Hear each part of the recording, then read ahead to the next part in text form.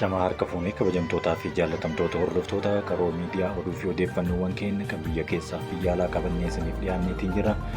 Biyya keessaa paartiiwwan lamaan jajjaboon umriin isaanii waggaa 50 gahan TPLF yookaan Abutii fi Adda Bilisummaa Uummata Oromoo ibsa baasaniitiin jiru. Kanaaf kanneen birootis qabannee isiniif dhiyaanneetiin jira. Hanga xumuraatti waliin tura. Oduu kana dursuunis waliin turtii kan taasisu an Amiin Shubbiseetiin.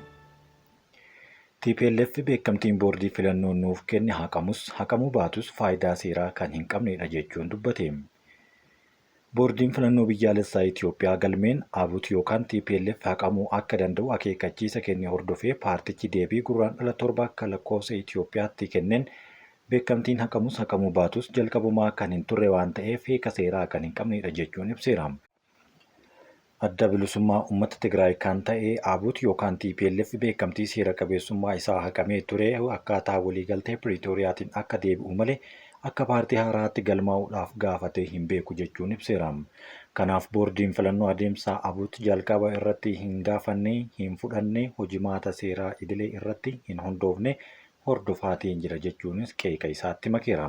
Boordiin filannoo biyyaalessa Itoophiyaa dirqamoota ji'a 6 keessatti akka raawwatuuf itti kennamu raawwachuu dhabe jechuudhaan gurraandhala 6 akka lakkoofsa Itoophiyaatti irraa kaasee ji'oota 3 sochii siyaasaa kamuu irratti akka hin hirmaanne ugguruu beeksisuun isaa ni yaadatama. Paartichi yeroo kana keessatti tarkaanfii sirreeffama yaa'ii waliigalaa geggeessuudhaaf dandeessisan yoo hin fudhanne ta'e galmeen dhaabbatichaa kallattiidhaan akka haqamus ibseera. Gareen bakka bu'oota TPLF fi mootummaa dhimmicha irratti marii gaarii geggeessaa akka jiran kan ibse TPLF osoo mootummaa Itoophiyaa waliin mariin gaariin geggeeffamaa jirutti fageenya boordii filannoo dhimmicha keessatti fudhachuudhaaf deemu biyyattiifis ta'ee uummataaf bu'aa hin qabu jechuun qeeqeera. Abut hojii isaa gaggeessaa fi akka dhaaba idileetti sochii kan eegale gaafa boordiin filannoo hagayya 2017 akka lakkoofsa Itoophiyaatti paartii haaraatti galmeesseera jedhee osoo hin taane erga waliigaltee nageenya Piriitooriyaa mallatteessee kaasee akka ta'e ibseera. TPLF ibsa isaa keessatti akkaataa waliigaltee Piriitooriyaatiin beekamtiin seera qabeessummaa isaa akka deebi'u malee akka dhaaba haaraatti galmaa'uudhaaf gaafannee hin beeknu jechuun dubbate. Dhaabichi seera qabeessummaa isaa deebisisuu irratti adeemsa dogoggoraa fudhatamaa jiru mootummaa Itoophiyaaf ibsuun mariidhaan dhimmichi furuudhaaf yaalii gochaa akka jiru eeruun gareen mootummaa Itoophiyaa fi dhaabbatichaa of keessaa qabu ijaaramee irratti hojjechaa jiraachuu ibseera. Maricha irratti hubannoon gaariin kan argame ta'uu ibsuun furmaata jiru hojiirra oolchuuf mariin geggeeffamaa akka jiru ibsichaan kan eere yommuu ta'u mariin jajjabeessaan mootummaa waliin kan taasifamu kun yeroo dhihootti furmaata ni argata jennee abdannas jedheera. Waraana waggaa 2 ture naannoo Tigraayitti geggeeffamaa ture walqabatee sochiin fincila keessaa hirmaanneerra jechuun beekamtii seera qabeessummaa isaa irraa mulqame kan himu Abut hagayya 3 bara 2016 akka lakkoofsa Itoophiyaatti haala addaatiin galmaa'uun ni yaadatama. Yeroo sanitti boordiin filannoo guyyaa xalayaan murtee galmeessaa haala addaa of keessaa qabu paarticha qaqqabee kaasee ji'a 6 keessatti paartichi bakka tajjabdoonni boordii filannoo argamanitti yaa'ii waliigalaa akka gaggeessu hubachiisee ture. Haaluma wal fakkaatuun dhaabni waggaa 50ffaa darbaa jiru kan biraa Adda Bilisummaa Uummata Oromoo labsii fi lallabni fedhii fi hawwii uummata Oromoo malee Oromoo irratti labsamuu fi mirkanaa'u ergama diinaa uummata bal'aa bakka hin buunedha jechuun dubbateera. Labsii haaromsa aadaa Oromoo jechuudhaan ajandaa mootummaan dhaabni biyya bulchaa jiru Oromoo irratti murteessee madaa Oromoo hammeessuudha jechuunis ibsa baaseetiin jira. Labsiin dhaabni biyya bulchaa jiru haaromsa aadaa Oromoo jechuudhaan gurraandhala 13 bara 2025 labse murtoo dogoggoraa murna badhaadhinnaa uummata Oromoo irratti murtaa'edha jechuun dubbateera. Murteen kun uummata Oromoo bal'aa wareegama ulfaataa baasisuudhaan bira darbee waliin jireenya hawaasummaa fi obbolummaa saboota biroo waliin qabu hammeessa jennee waan yaaddofnuuf ibsa kana kennineerra jechuun Adda Bilisummaa Uummata Oromoo himeera. Seenaa Oromootiin seenaa dogoggoraati jechuun fedhii Oromoo malee waan Oromoon quba hin qabnetu anatu siif beekaan dogoggorri seenaa murna kanaan geggeessuu itti galli isaa ulfaataa fi hammaataa ta'a jennee fudhanna jechuunis dubbateera. Itoophiyaanonni walitti hidhamiinsa dhiigaa, aadaa, safuu, qorqalbii eenyummaa baay'ee waliin qabna jechuudhaan ajandaa Itoophiyummaa Oromoo fudhachiisuun Oromummaa balleessuuf burjaa Itoophiyaa uummattoota cunqurfamoo waliidhaan qabsoofaniif yookaan ammoo gabroomsaan ittiin ibsu caalaa maqaa balleessii yookaan fokkeessi biyya Itoophiyaa jedhamuun dhabamsiisuuf yaada kennamedha jechuunis labsii dhaabni biyya bulchaa jiru dhiheenya kana baase qeequun itti fufeera. Oromoon jaarraa 16ffaa keessa qajeelfama waraanaa tumateen aadaa bobbaa fi galaa waraanaa waan gochuu hin qabne qaba jechuunis dubbateera. Qajeelfama waraanaa qabu keessaa booji'ee hin ajjeesu, diina jedhee cubbuu irratti hin raawwatu, du'a diinaa awwaalcha hin dhoowwu, maatii diinaatti hin roorrisan, haaloo hin bahatan, bishaan dhugaatii hin dhoowwan kan jedhuu fi qajeelfamoota biroo akka fakkeenyaatti of keessatti kaaseera. Dhaabni biyya bulchaa jiru garuu labsii dogoggoraa labsuun haaromsa aadaatiin seenessa dogoggoraa qajeelchinee seenessa waloo ijaarra jechuudhaan uummata bal'aa gowwoomsuuf yaalaa jiraachuun ibseera. Akka ibsa paartii kanaatti kun ifatti dogoggora seenaa yakkamtoota seeraa fi seenaati kan jedhu Itoophiyaa keessatti Oromoon dararamaa hin jirre argeerra jechuun hin dubbannu jechuun kaaseera. Uummanni Oromoo bal'aa waan dhabee fi argate ifatti ibsachuudhaan bilisummaa qaamaa fi qalbii barbaada jechuunis dabale. Yeroo uummanni Oromoo dhimma isaa waliin ilaaluu fi dhibdee gabroomsaan irraa bubbule waloon amma kan furatudha jechuunis dubbateera. Naannawaa Matahaaraatti kirkira lafaa reektar iskeelii 6.0 mudatee miidhaan guddaan hin gabaafamne. Naannoo Oromiyaa dhiheenya magaalaa Matahaaraatti jimaata gurraandhala 14/2025 sa'aatii isaa naannoo sa'aatii 11 fi daqiiqaa 28 irratti kirkira lafaa reektar iskeelii 6.2 akka mudatee voolkaanoo Diskavarii gabaaseetiin jira. Giddugalli raafama kanaa magaalattii irraa gara kaaba bahaatti fageenya kiiloomeetira 6.5 qofa kan fagaatudha.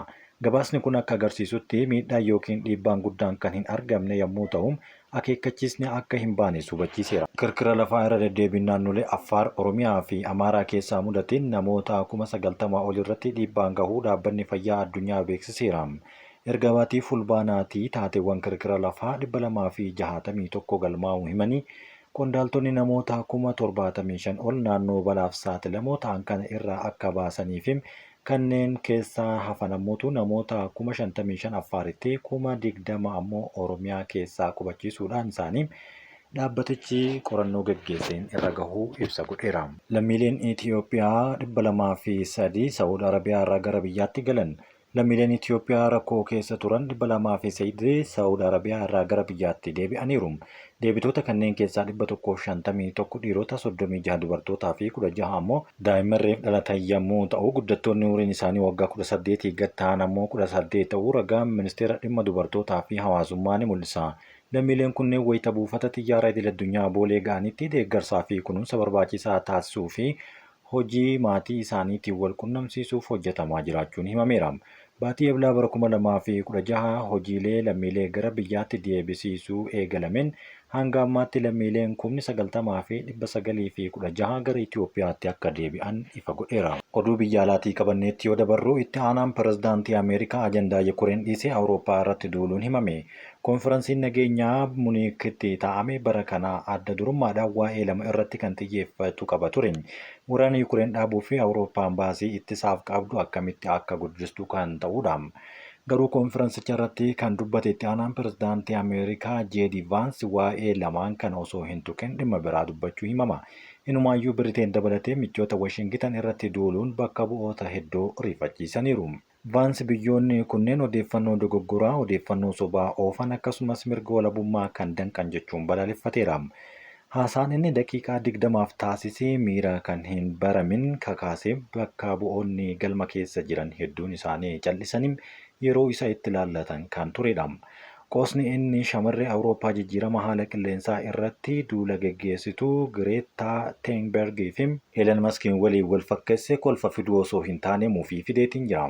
Ameerikaan arrabsoo Gireetaa waggaa 10f yoo dandamatte isiinis ji'oota muraasaaf Eelen Maskii obsuu dandeettu jedhe.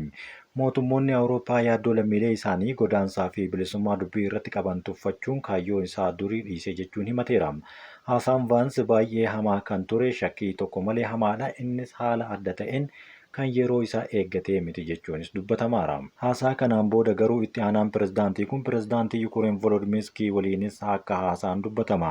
Lamaan isaanii haasawa gaarii taasisan akka Zelenskiin jedhutti inni kun walgahii keenya isa jalqabaa malee isa dhumaatii miti. Hoogganaan kun Yukureen akkaataa Puutiin dhaabuuf waraana xumuran irratti mari'achuudhaaf Washingitanii fi Keev caalatti walitti fiduu fi kan dubbatan ta'uu himeera. Nagaa baay'ee barbaanna garuu wabii nageenyaa dhugaa ta'e barbaanna jechuunis Volodimir Zelenskiin sodaa keessaa qaban kaasaniiru. Akka pirezidaantii Ameerikaa Doonaald Tiraamp jedhanitti pirezidaantii Raashiyaa Vilaadimir Puutiin nagaa kan barbaaduu fi garuu nagaan sun fedhii isaa irratti akka hundaa'u ibseera. Kunis dhoksaadhaan yoo jijjiirame malee waliigalteen kamuu gaaffii Raashiyaa fi naannoo Yukureen gara Mooskootti citu kan dabalatudha. Haasaan Vaans dura pireezidaantii Tiraamp daangaa Yukureen bakka weerara Raashiyaan jalqaba 2014 dura ture deebisuun hin danda'amu jechuun kaasaniiru. US abdii Kiyev naatootti makamuuf qabdus dhabdeem loltoota Ameerikaa achitti garuu erguu hambisteerti. Bakka bu'oonni Munich keessatti argaman walgahii boruutiin Yukureen irratti xiyyeeffachuudhaaf karoorfataniiru. Garuu sodaan hooggantoonni Awurooppaa qaban Doonaald Tiraamp Yukureen ariitiidhaan waliigaltee nagaa argachuuf Puutiiniin waliigaluu mala kan jedhudha. Kunis Puutiin akka injifatu godhee cimee Awurooppaa keessatti lafa dabalataa argachuuf akka karoorfatus kan isaan sodaatanidha. Hamaas namoota ukkaamsee fudhate 3 gadhiisuu ifa godhe. Israa'eloota 3 kan ji'a 15 dura butaman guyyaa har'aa gadhiiseera. Humni ittisaa Israa'el IDF namoonni 3 ganama kana gadhiifaman Israa'el gahuu ifa godheera. Waajjirri ministeera muummee Benjaamin Netanyaahuu gadhiifamuu isaaniitiif Tiraampiin galateeffataniiru. Namoonni ammallee Gaazaa keessatti ukkaanfamanii akka gadhiifaman murteessuudhaaf US waliin hojjechuu keenya itti fufna jechuun yaada qeeqaa fi kabaja qabuun dubbateera. Hamaas gadhiifamuun namoota butamanii mariin ala akkasumas ulaagaalee waliigaltee dhukaasa dhaabuuf barbaachisan hordofuudhaan malee sodaan akka isaanii taane dubbateera.